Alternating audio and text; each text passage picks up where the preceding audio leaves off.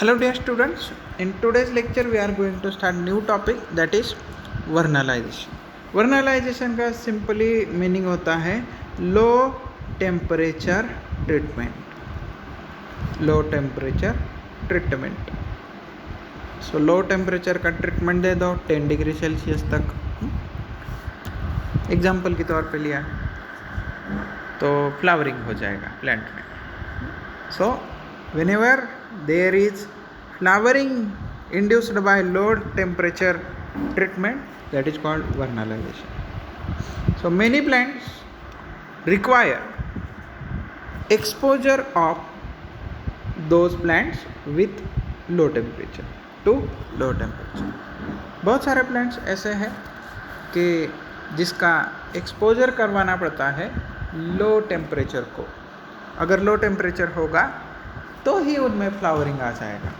Low temperature नहीं होगा तो उनमें फ्लावरिंग नहीं आता है.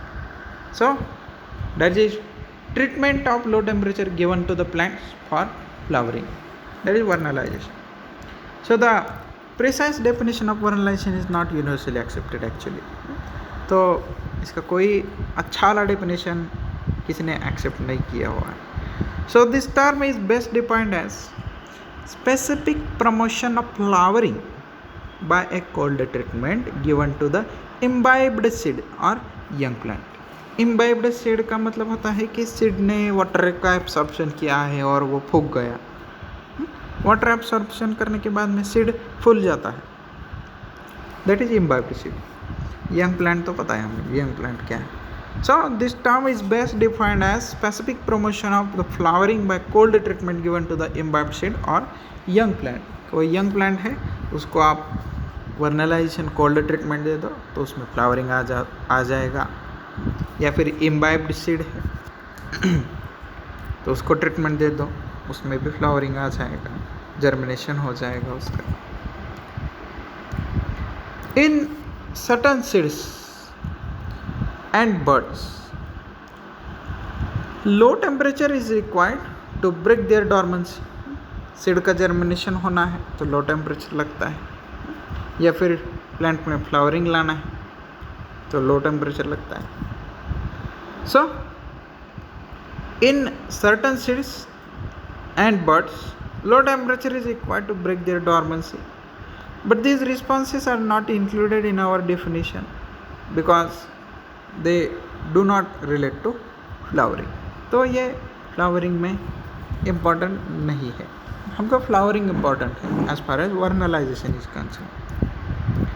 Temperature also affects floral initiation in some species. कुछ स्पेसीज में टेम्परेचर इम्पॉर्टेंट होता है फ्लावरिंग इनिशिएशन होने के लिए, but these are essentially distinguishable from vernalisation. तो डिस्टिंग्विशेबल है वर्नलाइजेशन से, which is an inductive process. Inductive यानी कि आर्टिफिशियली उसका इंडक्शन करना पड़ता है हम लोगों को.